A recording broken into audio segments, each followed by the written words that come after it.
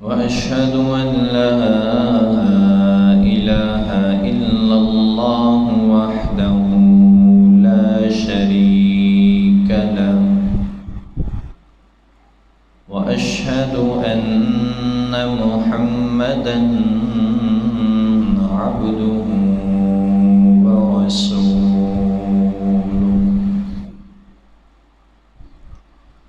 يا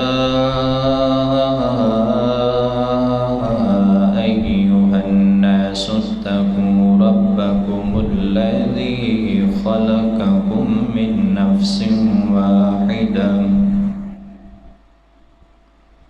وخلق منها زوجها وبث منهما رجالا كثيرا ونساء واتقوا الله الذي تساءلون به والأرحام إن الله كان عليكم رقيبا. يا أيها الذين آمنوا اتقوا الله وقولوا قولا سديدا يصلح لكم أعمالكم ويغفر لكم ذنوبكم ومن يطع الله ورسوله فقد فاز فوزا عظيما. يا أيها الذين آمنوا اتقوا الله حق تقاته ولا تموتن إلا وأنتم مسلمون.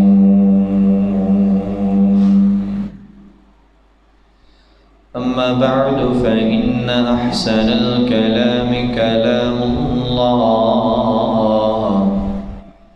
وأحسن الهدي هدي محمد صلى الله عليه وسلم وشر الأمور محدثاتها وكل محدثة بدعة وكل بدعة ضلالة وكل ضلالة في النار. رب اشرح لي صدري ويسر لي أمري واحلل عقدة من لساني يفقهوا قولي. رب زدني علما اللهم رب زدني علما.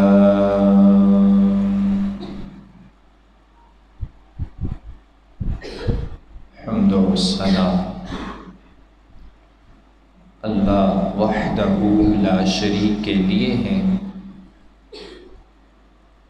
جو ساری کائنات کا خالق، مالک، رازق، داتا، مشکل کشا اور حاجت روا ہے۔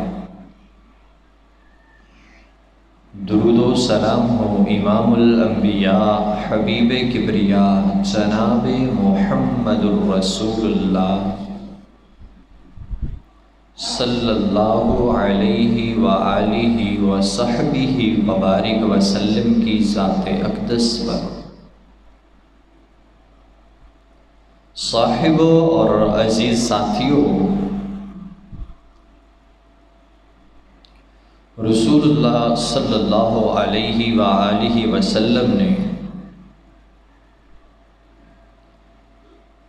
توحید کے بعد سب سے زیادہ محنت جس کام میں کی ہے وہ لوگوں کے کردار کو بہتر بنانا ہے۔ آپ صلی اللہ علیہ وآلہ وسلم نے بے انتہا محنت اس امر پہ کی کہ کل تک جو بد کردار کہلانے والے تھے، کل تک جو لوگ گناہ کر کے خوش ہوا کرتے تھے، گناہ کر کے نعرے لگایا کرتے تھے، فخر سے بیان کیا کرتے تھے، آج رسول اللہ صلی اللہ علیہ وآلہ وسلم کی محنت کا نتیجہ تھا کہ یہ لوگ اگر ان سے بشری تقاضے کے تحت کوئی گناہ ہو جاتا ہے تو وہ اتنا رویا کرتے کہ صحابہ اکرام رضوان اللہ علیہ مجمعین فرماتے ہیں کہ اکثر ایسے لوگ رو رو کر بے ہوش ہو جایا کرتے ہیں، بلکہ اس سے بھی آگے کل تک جو لوگ گناہ کیا کرتے تھے اور قانون کی طاقت ان کا کچھ نہیں بگاڑ سکتی تھی، آج وہ رات کی تاریکی میں بند کمروں میں بھی اگر کسی قسم کے گناہ کے مرتکب ہوتے تو دل میں خود ہی اللہ رب العزت کا ڈر پیدا ہو جاتا اور خود اللہ کے رسول صلی اللہ علیہ وآلہ وسلم کی خدمت میں حاضر ہو کر کے کہتے طہرنی یا رسول اللہ کے رسول صلی اللہ علیہ وآلہ وسلم مجھے پاک کیجئے، مجھ سے یہ گناہ ہو چکا ہے، یہ خطا سرزد ہو چکی ہے، دیکھا کسی نے نہیں، پکڑا کسی نے نہیں، شاہد کوئی نہیں، لیکن اللہ رب العزت کا ڈر دل میں آیا ہے، خود اقبال جرم کر کے اپنے آپ کو احتساب کے لیے سرور کائنات سیدی و مرشدی محمد الرسول اللہ صلی اللہ علیہ وآلہ وسلم کی عدالت میں پیش کر کے خود کہتے ہیں اللہ کے رسول فلاں فلاں گناہ کر بیٹھے ہیں، آپ سے التماس ہے کہ ہمارے اوپر حد کو جاری کر دیں، دنیاوی سزا کو ہمارے اوپر نافذ کر دیں تاکہ قیامت کا دن ہو آسمان کا رب ہمیں اس سزا کی وجہ سے جہنم کا ایندھن نہ بنا دے۔ یہ کردار بدلے تھے صحابہ کے، یہ محنت کا نتیجہ تھا جو رسول اللہ صلی اللہ علیہ وآلہ وسلم نے فرمائی، یہ اس جد و جہد کا نتیجہ تھا کہ جس کے لیے سرور کائنات نے بازاروں کے اندر پتھر کھائے، لوگوں کے کردار پہ توجہ دی، لوگوں کے رویوں پہ توجہ دی۔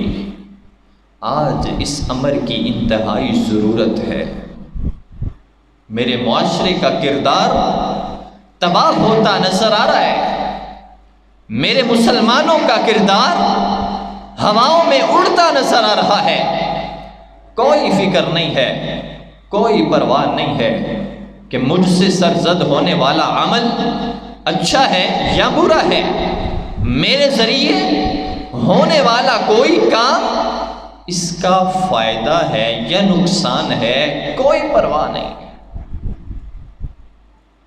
مسلم معاشرے میں حالانکہ یہ چیزیں نہیں ہونی چاہیے، اسلامی ریاست میں ایسی چیزوں کا ارتکاب ہونا قیامت سمجھا جانا چاہیے تھا، لیکن ہم نے اس کو روزمرہ کی روٹین کا حصہ سمجھ لیا ہے۔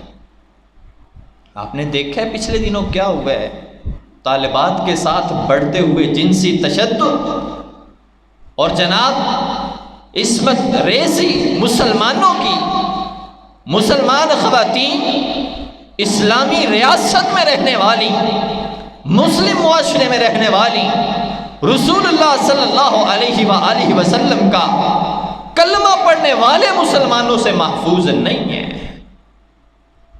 حضرات ذی وقار، پھر سوچنا پڑے گا کہ جو محنت رسول اللہ صلی اللہ علیہ وآلہ وسلم نے ہمارا کردار بہتر بنانے کے لیے کی تھی، آج اس محنت کا اثر ہم ضائع کر رہے ہیں، ہمیں پرواہ نہیں ہے۔ یہ اتنا بڑا سانحہ ہونا، کہیں وہ سانحہ گجر پورا، وہ موٹر وے سانحہ، کہیں وہ سانحہ زینب 7 سال کی معصوم بچی، حضرات یہ میرے معاشرے کا حصہ بن رہے ہیں۔ چاہیے تو یہ تھا کہ ایک ایسا سانحہ ہوتا میرے ملک کی ہر آنکھ میں، میرے اس ملک کے ہر باشندے کے ہر دل میں اس کیفیت کو سوچ کر کے کب کبھی طاری ہوتی، آنسو جاری ہوتے کہ کلمہ پڑھنے والے کی عزت کے دشمن بنے بیٹھے ہیں۔ حضرات ہمارا کردار گفتار کے غازی بن گیا، ہاں ہماری زبانیں دعووں سے بھری پڑی ہیں، غلامی رسول کے نعرے کثرت سے ہماری زبانوں پہ ہیں۔ تبھی تو تڑپ کے کسی نے کہا تھا گفتار کے غازی بن تو گئے، کردار کے غازی کہاں گئے وہ لوگ جنہوں نے کردار کا غازی بن کے امت مسلمہ کو پوری دنیا پہ پھیلانا تھا، پوری دنیا کے لیے مثالی بنا کے پیش کرنا تھا کہ لوگوں مسلمانوں کی تربیت اس پیغمبر نے کی ہے کہ جس نے سب سے پہلے دعوت توحید کے اعلان سے بھی پہلے، لا الہ الا اللہ کی دعوت سے بھی پہلے اپنے کردار کو لوگوں کے آگے پیش کیا ہے، اپنے 40 سالوں کو لوگوں کے آگے رکھا ہے۔ لوگوں، میں محمد الرسول اللہ آپ کے سامنے کھڑا ہوں، کسی نے میری ذات میں کوئی عیب دیکھا ہے، میری بات میں کوئی عیب دیکھا ہے، میرے کردار میں کوئی عیب دیکھا ہے تو آج وقت ہے، 40 سال گزارے ہیں، بچپنا بھی یہیں پہ گزرا ہے، جوانی مستانی ہوا کرتی ہے، لیکن میری جوانی بھی آپ میں گزری ہے، اب یہ جوانی بڑھاپے کی طرف ڈھل رہی ہے۔ بتاؤ میں محمد رسول اللہ صلی اللہ علیہ وآلہ وسلم کے کردار پہ کسی کی انگلی اٹھنی چاہیے، میں دفاع کرنے کے لیے تیار ہوں۔ کوئی ہے جو اعتراض اٹھائے میری ذات کے اوپر، تمام لوگ، تمام مکہ والے، تمام برادری والے کہنے پہ مجبور ہو گئے کہ اے محمد صلی اللہ علیہ وآلہ وسلم، ہم آپ کے شاہد ہیں، ہم آپ کے گواہ ہیں کہ آپ کی ساری زندگی میں ہم نے ایک ذرہ برابر بھی عیب نہیں دیکھا۔ لوگوں، ہمارے پیغمبر تو یہ تھے، ہم مرید تو ان کے تھے، ہم امتی تو ان کے تھے کہ جن کی ساری زندگی میں لوگ ایک عیب نہ بیان کر سکے۔ آج پھر ہم کیوں بھول بیٹھے ہیں کہ ہم اگر کسی عمل سے مسلمانوں کی عزت کے دشمن بنیں گے تو ہمارے اس عمل کی وجہ سے ہمارے رسول پہ کفار انگلی اٹھائیں گے، ہمارے رسول کی تربیت اور کردار پہ لوگ اعتراض کریں گے کہ کیا یہ تربیت محمد رسول اللہ صلی اللہ علیہ وآلہ وسلم مسلمانوں کی کر کے گئے ہیں؟ معاذ اللہ۔ حضرات، کردار کہتے کس چیز کو ہیں؟ 4 چیزوں کا نام ہے کردار۔ ان 4 چیزوں کو انشاءاللہ مختصر سے وقت کے اندر آپ احباب کے سامنے رکھنا چاہتا ہوں کہ کردار پاک ہونا چاہیے۔ کردار اچھا ہے، کردار برا ہے، کردار سنتے تو رہتے ہیں، آخر یہ ہے کیا؟ 4 چیزوں کا مجموعہ۔ سب سے پہلی چیز آپ کی سوچ۔ یاد رکھیں، آپ کی اگر سوچ پاک نہیں ہے، آپ کردار کے اندر بدنیت ہیں، بد کردار ہیں، آپ کی سوچ انتہائی پاک ہو، انتہائی مطہر ہو اور معطر ہو، لوگ دیکھ کے جان جائیں اس شخص کی سوچ بھی ایسی نہیں ہے کہ یہ کسی گناہ کا مرتکب ہو۔ ہاں، اپنی سوچ کو پاک کیجئے۔ اچھی سوچ رکھنے والا، پاکیزہ سوچ رکھنے والا باکردار شخص ہوا کرتا ہے، اور آپ کی اچھی سوچ ہی آپ کو جنت میں پہنچانے کا باعث بن سکتی ہے۔ رسول اللہ صلی اللہ علیہ وآلہ وسلم کے پاس ایک بدو آتا ہے، پینڈو آ کر کے عرض کرتا ہے، اللہ کے رسول کلمہ پڑھنا چاہتا ہوں۔ کلمہ پڑھتا ہے، کہا اللہ کے رسول لڑائیوں جھگڑوں میں آپ کو پتہ ہے دیہاتی لوگ بڑے آگے ہوتے ہیں، اللہ کے رسول جہاد کا موقع ہو مجھے ارشاد کیجیے، میں چاہتا ہوں رسول اللہ صلی اللہ علیہ وآلہ وسلم کے ساتھ مل کر کے جہاد کروں۔ جب رسول اللہ صلی اللہ علیہ وآلہ وسلم کو یہ بات کی، کچھ دن گزرے، کچھ لمحات گزرے، واقعتاً جہاد کا مارکہ قائم ہوا۔ اس شخص تک کسی طریقے اطلاع نہ پہنچ سکی۔ میرے پیغمبر علیہ السلام کے لشکر کو آسمان کے رب فتح سے ہمکنار فرمایا۔ رسول اللہ صلی اللہ علیہ وآلہ وسلم مال غنیمت تقسیم فرما رہے، فرمایا میرے صحابہ یہ مال غنیمت جو تقسیم کر رہے ہو، اس مال غنیمت میں مجھے یاد آیا وہ ایک صحابی تھا، اس کا بھی حصہ نکالو۔ بلایا جاتا ہے اللہ کے رسول کے پاس، رسول اللہ صلی اللہ علیہ وآلہ وسلم اس کو اس کا حصہ دینے لگتے ہیں۔ اللہ کے رسول صلی اللہ علیہ وآلہ وسلم میں تو جہاد میں شریک نہیں ہوا، آپ نے یہ مال غنیمت کا حصہ مجھے دے رہے ہیں۔ یہ مال غنیمت کا حصہ تو ان لوگوں کے لیے ہوتا ہے جو مجاہدین ہوا کرتے ہیں، یا پانچواں حصہ اللہ اور اس کے رسول صلی اللہ علیہ وآلہ وسلم کا۔ تو آپ نے، چونکہ میں تو جہاد میں شریک نہیں تھا، یہ مجھے کیوں دے رہے ہیں؟ سیدی و مرشدی رسول اللہ صلی اللہ علیہ وآلہ وسلم نے فرمایا میرے صحابی، تم نے جب عزم کیا، تم نے جب سوچ لیا کہ اللہ کے رسول جب مارکے کا موقع ہو، جب جہاد کا وقت ہو، مجھے یاد کیجئے، میں صفِ اول میں آپ کو نظر آؤں گا۔ حضرات، یہ سوچ رکھنے والا، یہ اچھی نیت رکھنے والا، یہ عمدہ سوچ رکھنے والا رسول اللہ صلی اللہ علیہ وآلہ وسلم نے اپنے عمل کے ذریعے اس شخص کو بھی مجاہدین کی صفوں میں شمار کر کے مال غنیمت کی تقسیم میں اس شخص کا حصہ نکالا۔ کیوں؟ اس کی سوچ یہ تھی کہ مجاہدین کے ساتھ میں بھی مل کے جہاد کروں گا۔ ہماری سوچ ہمیشہ الٹی چلتی ہے، ہماری سوچ ہمیشہ منفی رہتی ہے۔ کسی مسلمان کی خیر خواہی ہماری سوچ سے تصور سے بھی اوپر ہے۔ ہاں، کسی کو ترقی کرتا دیکھ لینا، خواہ مخواہ ہم سوچ لیتے ہیں حرام دہی ہونا سو حلال تے نہیں ایڈی جلدی ترقی کر سکتا، اور جی اسی بھی کمانے ہاں، محنت کرنے ہاں، لیکن حلال نہ لیڈی چھیتی نہیں ترقی ہوندی۔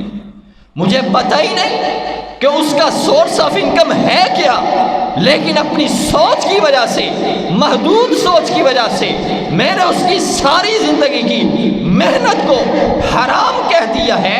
ایک لمحے کے لیے بھی میں نے نہیں سوچا کیا اس کے اس محنت کے پیچھے اللہ رب العزت فضل نہیں کر سکتا؟ کیا ضروری ہے کہ دنیا کا کوئی امیر شخص بعد میں امیر ہو، پہلے آپ ہو؟ نہیں میرے بھائیوں، اپنی سوچ کو پاک کیجئے، اپنی نیت کو پاک کیجئے، اپنے تصورات کو پاک کیجئے، لوگوں کے بارے میں، آسمان کے رب کے بارے میں اور دین اسلام کے بارے میں آپ کی اچھی سوچ ہو، عمدہ سوچ ہو، اچھی نیت ہوگی، اچھی سوچ ہوگی۔ یہ کردار کی سب سے پہلی سیڑھی ہے۔ آپ کے ذہن میں جب گناہوں کی سوچ پیدا ہوگی تو بد کرداری یہاں سے شروع ہوگی۔ ڈائریکٹ انسان گناہ کا عمل نہیں کرتا، پہلے سوچ اس کو خراب کرتی ہے۔ دماغ اس کو فطور پیدا کرتا ہے، پھر وہ دل کو سگنل دیتا ہے، دل اس کو جہالت پہ ابھارتا ہے۔ زُيِّنَ لِلنَّاسِ حُبُّ الشَّهَوَاتِ مِنَ النِّسَاءِ، شیطان اپنا کردار ادا کرتا ہے، مزین کر کے گناہوں کے راستے اس کے سامنے رکھتا ہے۔ یہ سوچتا ہے، یہ اس خوشبو میں، اس لذت میں یہ ہمکنار ہو کر کے گناہوں کی طرف بڑھتا چلا جاتا ہے۔ شروع کہاں سے ہوئی؟ ابتدا کہاں سے ہوئی؟ بری سوچ سے۔ سب سے پہلا عمل آپ نے اپنے آپ کو با کردار بنانا ہے تو اپنی سوچ کو پاک کیجیے۔ دوسرا بڑا عمل، اگر آپ چاہتے ہیں کہ آپ با کردار بنیں تو اپنی آنکھوں کو پاک کریں، اپنی نظر کو پاک کریں۔ ہاں، یہ آپ کی نظر آپ کو با کردار یا بد کردار بنا سکتی ہے۔ یہ زنا کے بازار گرم ہیں، یہ ہماری آنکھوں کی وجہ سے، ہماری قوت بصیرت کی وجہ سے۔ سارا دن کوئی پرواہ نہیں ہمارے موبائلوں پہ کیا چل رہا ہے، کوئی پرواہ نہیں ٹی وی سکرینوں پہ کیا چل رہا ہے۔ یہ سارا دن ہمارے سامنے نیم عوریاں خواتین کے اشتہارات، ایڈورٹائزمنٹ کے یہ ذریعے، یہ ہمارے سوچ میں فطور پیدا کرنے کا ایک بہت بڑا ذریعہ ہوا کرتے ہیں۔ ہم بڑی آسانی سے کہہ دیتے ہیں جی خواتین کا لباس ٹھیک نہیں ہے۔ ہاں، ان کو بھی محنت کرنی چاہیے، پرواہ کرنی چاہیے، لیکن آپ کو بھی تو یہی حکم ہے کہ آپ نے اپنی نگاہوں کو نیچا رکھنا ہے۔ خواتین کے اوپر تو انگلی اٹھا دیتے ہو کہ وہ اپنے لباس کی حفاظت نہیں کرتی، لیکن تمہارے لیے بھی تو حکم ہے کہ تم نے بھی اپنی آنکھوں کو جھکا کے رکھنا ہے۔ کیا مطلب ہے کہ اگر خواتین اپنے لباس کی حفاظت نہیں کریں گی تو تمہیں کھلی اجازت ہے تم ان کو سر کے بالوں سے لے کے پاؤں کے تلووں تک گھورو۔ حضرات، یہ مسلم معاشرہ ہے۔ میری ماں، بہن، خواتین، امت کی روحانی بیٹیاں، رسول اللہ صلی اللہ علیہ وآلہ وسلم کی روحانی بیٹیاں بازار سے، گلی سے گزر رہی ہوں، ہر بندہ اپنے کام چھوڑ کر کے ان کی طرف نظریں جما لیتا ہے، ان کی طرف گھورتا نظر آتا ہے، بلکہ جس کی توجہ نہیں ہوتی ساتھ کوہنی سے اسے اشارہ کر کے اس کی طرف متوجہ کرواتا ہے، اور یہ پکا مسلمان ہے، پکا عاشق رسول ہے۔ حضرات، یہ مسلمانوں کا کردار نہیں ہے۔ مسلم معاشرے کا کردار پتہ کیسا ہوا کرتا ہے؟ جناب حضرت عمر رضی اللہ تعالی عنہ کا دور ہے، پتہ چلتا ہے ایک صحابی اللہ کے رسول صلی اللہ علیہ وآلہ وسلم کا تربیت یافتہ بڑا شدید بیمار ہے، غشی کے دورے پڑ رہے ہیں۔ جناب عمر رضی اللہ تعالی عنہ گھر میں جاتے ہیں، اس کی عیادت کرنے کے لیے پوچھتے ہیں تمہیں ہوا کیا ہے؟ چند دن پہلے ٹھیک تھے، بہترین تھے، آج یہ کیفیت ہوئی کیا ہے؟ حضرات، جناب عمر رضی اللہ تعالی عنہ کے پوچھنے پہ پتہ چلتا ہے یہ شخص مسجد نبوی میں جا رہا تھا، راستے میں نہ چاہتے ہوئے کسی غیر محرم پہ اس شخص کی نظر پڑتی ہے۔ یہ اللہ سے اتنا ڈرتا ہے، اتنا ڈرتا ہے، اتنا ڈرتا ہے کہ بے ہوش ہو جاتا ہے، روتا ہے، آنسو بہاتا ہے، گھر میں بستر پہ محدود ہو جاتا ہے، اور اسی وجہ سے صحابی فرماتے ہیں اسی بیماری کی وجہ سے اس کی موت واقع ہو جاتی ہے۔ یہ رسول اللہ کے تربیت یافتہ تھے، یہ صحابہ اکرام تھے، یہ ہمارے بڑے تھے کہ جنہوں نے ہمیں دین سکھایا تھا، جنہوں نے رسول اللہ صلی اللہ علیہ وآلہ وسلم کی تعلیمات ہمارے آگے بیان کی ہیں۔ یہ وہ صحابہ ہیں، وقت کے ولی ہیں، رسول اللہ کے تربیت یافتہ لوگ ہیں۔ فَإِنْ آمَنُوا بِمِثْلِ مَا آمَنْتُمْ بِهِ فَقَدِ اهْتَدَوْا، اور سہارے لے کر کے اسلام پہ عمل کرنے والوں اور ٹوٹے پھوٹے طریقے سے اسلام پہ عمل کرنے والوں، اپنے اسلام کو بے ساکھیوں پہ رکھنے والوں، صحابہ کرام کے نقش قدم پہ چلو گے تبھی آسمان کا رب آپ کو اہل ایمان تصور کرے گا۔ فَإِنْ آمَنُوا بِمِثْلِ مَا آمَنْتُمْ بِهِ فقد اہتدوا، ہدایت یافتہ تم سنے ہی تب جاؤ گے، مانے ہی تب جاؤ گے، لکھے ہی تب جاؤ گے جب تمہارے کردار سے محمد الرسول اللہ اور ان کے صحابہ کے عمل جیسی خوشبو آئے گی۔ جناب عمر رضی اللہ تعالی عنہ بے ساختہ رو پڑتے ہیں اور کہتے ہیں میرے ساتھیوں، مجھ عمر کو آج اس آیت کا مطلب سمجھ آیا ہے، وَلِمَنْ خَافَ مَقَامَ رَبِّهِ جَنَّتَانِ، کہ جو آسمان کے رب کے سامنے کھڑا ہونے سے ڈر گیا، آسمان کے رب نے اس کے لیے جنت نہیں جنتوں کا انتظام کیا ہے۔ حضرات، میں نے کبھی پرواہ نہیں کی کہ میری آنکھیں کہاں جاتی ہیں، سارا دن میری آنکھیں کیا کیا دیکھتی ہیں، سارا دن میں نے سوچا ہی نہیں کہ میں نے جن آنکھوں سے اللہ کا قرآن پڑھنا تھا، جن آنکھوں سے میں نے آنسو بہا کر کے اپنے رب کو راضی کرنا تھا۔ رسول اللہ صلی اللہ علیہ وآلہ وسلم نے فرمایا، لوگوں، دو آنکھیں، ان پہ اللہ رب العزت جہنم کی آگ کو حرام کر دیتا ہے۔ پہلی وہ آنکھ جو رات کی تاریکی میں اٹھتی ہے، کھل جاتی ہے، جاگ جاتی ہے، آسمان کے رب کے لیے کھڑی ہو جاتی ہے، اور دوسری وہ آنکھ جو اللہ رب العزت کے ڈر سے آنسو بہا دیا کرتی ہے۔ مسلمانوں کی تو آنکھیں ایسی ہونی چاہیے تھی، مسلمان تو کردار کا بھی غازی ہونا چاہیے تھا، صرف گفتار کا نہیں، کردار کا بھی غازی مسلمان ہونا چاہیے تھا۔ حضرات، ہماری ان آنکھوں نے تو اللہ رب العزت کے آگے رونا تھا، ان آنکھوں نے تو قرآن پڑھنا تھا، کل قیامت کا دن ہوگا، ان آنکھوں نے تو رسول اللہ صلی اللہ علیہ وآلہ وسلم کا چہرہ مبارک دیکھنا تھا، پھر ہم کیوں ان آنکھوں کو پلید اور ناپاک کر رہے ہیں؟ نظر کی آوارگی، نظر کی حفاظت کیجئے میرے بھائیوں۔ یہ دوسرا بڑا عمل، کردار کو پاک بنانے کے لیے، باکردار بنانے کے لیے سب سے پہلی چیز اپنی سوچ کو پاک کریں، دوسری چیز اپنی نگاہوں کو پاک کریں، وقت انتہائی مختصر ہے، تیسری چیز اپنے دل کو پاک کریں۔ ہاں جی حضرات، رسول اللہ صلی اللہ علیہ وآلہ وسلم نے فرمایا، انسان کے جسم میں ایک ایسا لوتھڑا ہے کہ اگر وہ درست ہو جائے، انسان سارے کا سارا درست ہو جاتا ہے، لیکن اگر وہ لوتھڑا بگڑ جائے تو انسان سارے کا سارا بگڑ جاتا ہے۔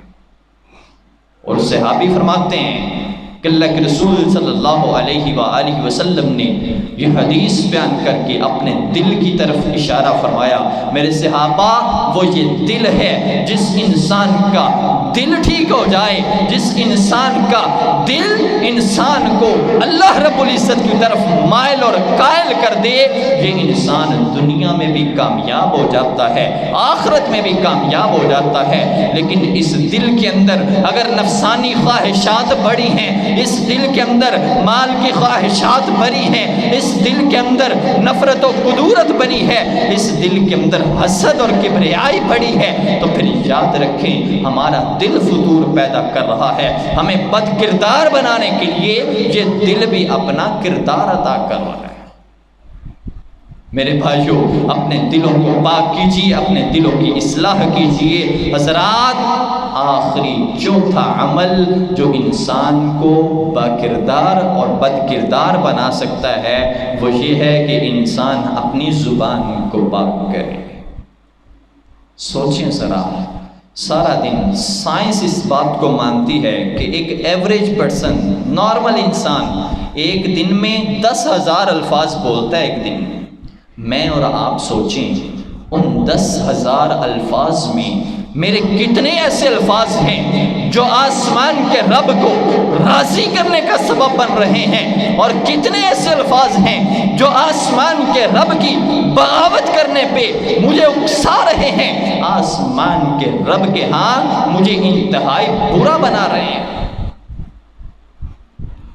ہاں، میں اور آپ سوچ سکتے ہیں، اور جی مذاق جی کیا ہے نا، کی ہو گیا ہے، لوگوں کو کہہ سکتے ہیں ہم اور جی مذاق ہی کیتا ہے، پھر کی ہو گیا ہے، لیکن یاد رکھنا ما یلفظ من قول الا لدیہ رقیب عتید، تم مذاق میں کہو تب بھی، تم غصے میں کہو تب بھی، تم خوشی میں کہو تب بھی، تمہارے ہر لفظ کو کرامن کاتبین یعلمون ما تفعلون، آسمان کے رب نے ان کندھوں پہ بٹھا کر کے جو فرشتوں کی ڈیوٹی لگائی ہے، تمہارے ہر لفظ کو لکھ رہے ہیں۔ تمہارا ہر لفظ یا تو تمہیں جنت کا داخلہ دلوا رہا ہے، یا اللہ رب العزت کے ہاں جہنم کا ایندھن بنوا رہا ہے۔ حضرات اپنے کردار کی اصلاح کیجئے، معاشرے کے لیے بھیڑیے کا کردار ادا نہ کریں، مسلمان بنیں، حقیقی معنوں میں کردار کے غازی بنیں، رسول اللہ کے حقیقی معنوں میں امتی بنیں، امت کی بیٹیوں کی حفاظت کریں، باحیا بنیں، با کردار بنیں، وگرنہ زندگی ایسے بھی گزر جانی ہے اور ویسے بھی گزر جانی ہے۔ اللہ رب العزت سے دعا ہے اللہ عمل کی توفیق عطا فرمائے۔ اقول قولی ھذا واستغفر اللہ لی ولکم، آخر دعوانا ان الحمد للہ رب العالمین۔